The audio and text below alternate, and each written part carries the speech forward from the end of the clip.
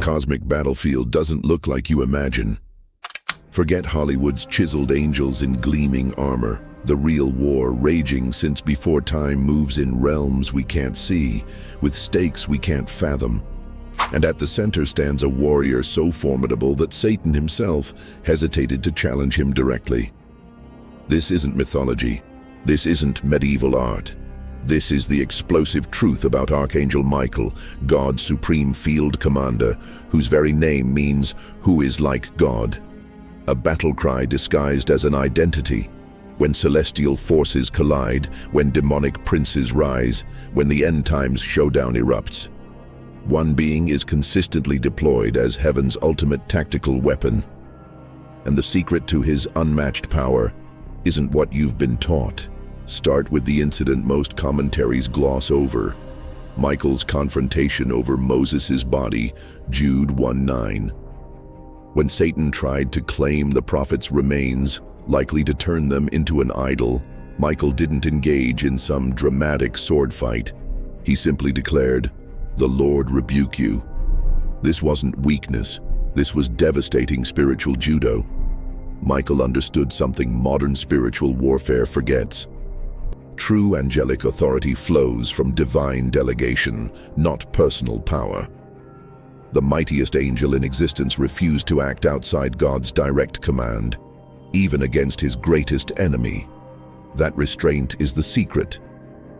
While lesser angels might have swung first, Michael's strength comes from perfect alignment with heaven's chain of command. Now trace this pattern through Scripture's shadow war. In Daniel 10, a demonic prince of Persia withstood an angelic messenger for 21 days until Michael arrived. Notice the hierarchy. Gabriel, an archangel, needed backup, but Michael is called your prince. Daniel 10:21, the angelic general overseeing Israel's spiritual defense. Fast forward to Revelation 12. The end times war sees Michael leading heaven's forces not with some magical weapon, but with his angels, the very term Christ used for his own angelic host, Matthew 26:53. The message is clear. Michael's authority mirrors Jesus' own. But here's what most miss. Michael's power isn't in his sword arm, but in his submission. Every appearance follows the same pattern. He only moves when God says move. He only speaks when heaven commands speak. Even his legendary battle with Satan, Revelation 12:7-9, isn't some personal vendetta. It's ordered execution of divine judgment. This explains why demons shudder at his name. Michael represents the terrifying intersection of absolute power and absolute obedience. He's the living embodiment of "not my will, but yours be done." And that makes him unstoppable. This changes how we understand spiritual authority. The believer who shouts at demons in Michael's name misses the point. The power isn't in the invocation, it's in the alignment. Michael shows us that true strength flows from knowing your position in God's chain of command. And that's a lesson every spiritual warrior needs to learn. The ancient Jewish mystics knew something we've forgotten. Michael doesn't fight alone. Every swing of his sword is backed by the collective might of heaven's armies. Every strategic advance synchronized with celestial forces we can barely comprehend. This isn't superhero mythology, it's tactical reality in the spirit realm. When Daniel received his apocalyptic visions, the messenger didn't say, "Michael rescued me," but "Michael, one of the chief princes, came to help me." Daniel 10:13. That phrase, "one of," shatters all our Sunday school flannel graph images. There's an entire council of archangel-level warriors, yet Michael consistently emerges as first among equals. Why? Because his authority doesn't come from raw power, but from something far more dangerous to hell's forces: perfect situational awareness of God's battle plans. Now examine the spiritual chess match over Persia in Daniel 10. For 3 weeks, a territorial demon so powerful he's called a prince, not some minor demon, blocked heaven's messenger. This wasn't petty harassment. It was a calculated move in a larger war over nations. Notice Michael's deployment. He didn't charge in blindly. He arrived precisely when the conflict escalated beyond Gabriel's pay grade. This reveals Michael's strategic genius. He operates on intelligence from the divine war room, striking where and when heaven's purposes demand. Modern deliverance ministries could learn volumes from this. Michael doesn't waste energy on skirmishes. He executes targeted strikes at hell's command structures. But here's where it gets earth-shattering. Michael's greatest weapon isn't his flaming sword, it's his connection to the Messiah. Jewish tradition held that Michael was the angel in the burning bush, the protector of Israel's camp, the one who guided Moses' burial. Why does this matter? Because every critical salvation event in Scripture has Michael operating in the background as heaven's enforcer. When Jesus described seeing Satan fall like lightning, Luke 10:18, he wasn't speaking hypothetically. He was referencing Isaiah 14's prophecy about Lucifer's defeat, a celestial coup Michael would have led. This explains why Satan's end times defeat in Revelation 12 specifically mentions Michael and his angels, not God directly. The Father delegates the messy work of cosmic enforcement to his supreme field general. Now the chilling implication: Michael's current operations directly prepare for Christ's return.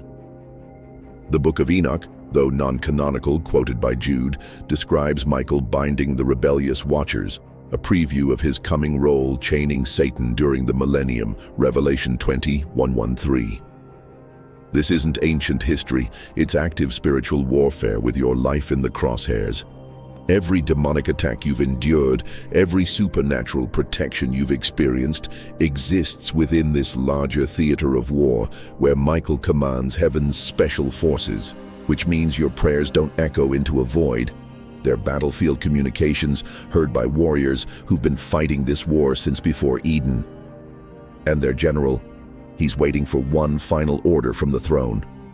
When it comes, even the gates of hell won't stand against what happens next. The war room of heaven operates on intelligence that would shatter human comprehension. Every demonic plot mapped before it's hatched. Every attack anticipated before the first fiery dart is loosed. And at the center of this divine command structure stands Michael, not as some mindless celestial drone, but as heaven's supreme strategist who has never lost a battle. His secret? He fights from a position of already accomplished victory.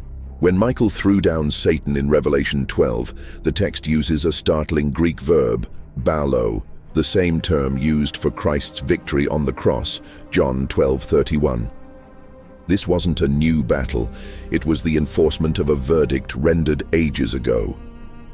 Michael doesn't fight for victory, he fights from victory, and this changes everything about spiritual warfare. Consider the haunting parallel between Michael's two most famous engagements. In Jude 9, he confronts Satan over Moses' body with restrained authority. In Revelation 12, he hurls the dragon from heaven with overwhelming force. Same enemy, different tactics. Why? Because Michael operates on heaven's timetable. He knows when to rebuke and when to obliterate. Most believers fail here. They either underutilize their authority or overplay their hand. Michael demonstrates the perfect balance, absolute restraint until the moment of full execution. Now witness Michael's most terrifying quality, his selective silence. When Satan accused Joshua the high priest, Zechariah 3, Michael didn't intervene. He let the Lord himself rebuke the adversary. This reveals a military discipline modern spiritual warriors lack. Michael knows when to speak and when to let God's voice thunder. His power isn't in constant confrontation, but in strategic confrontation. Even now, he's undoubtedly restraining cosmic evil, 2 Thessalonians 2:6-7, with the same precision, not eliminating every demonic attack, but controlling their intensity like a master tactician pacing a war.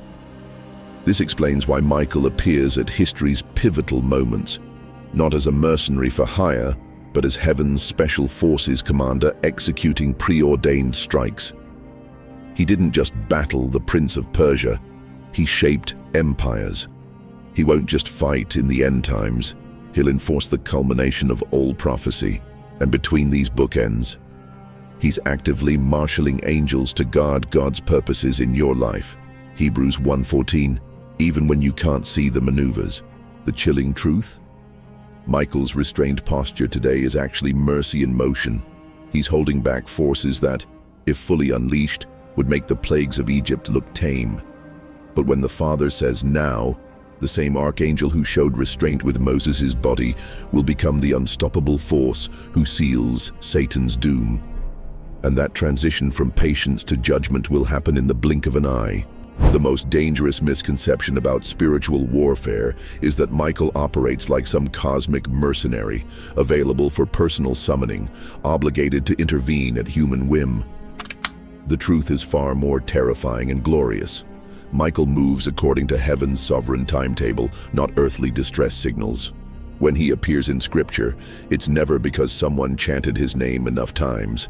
It's because divine strategy demanded it. This explains why the same archangel who wouldn't directly rebuke Satan over Moses' body, Jude 9, will one day personally chain that same devil in the abyss, Revelation 20:1-3. The difference isn't Michael's courage, it's God's kairos moment. And understanding this could save you from deadly spiritual presumption. Consider the pattern in Daniel's 70th week prophecy. Michael isn't some background character. He's the great prince who stands watch over your people, Daniel 12:1, activated at history's most critical juncture. His end times deployment coincides with a time of distress such as never occurred. Because his intervention requires cosmic-level stakes, this demolishes the prosperity gospel's version of angelic assistance. Michael isn't heaven's concierge service. He's the special forces commander reserved for battles that shape eternity. Now witness Michael's operational range, cosmic scale. He warred against celestial principalities over Persia, Daniel 10:13. National level.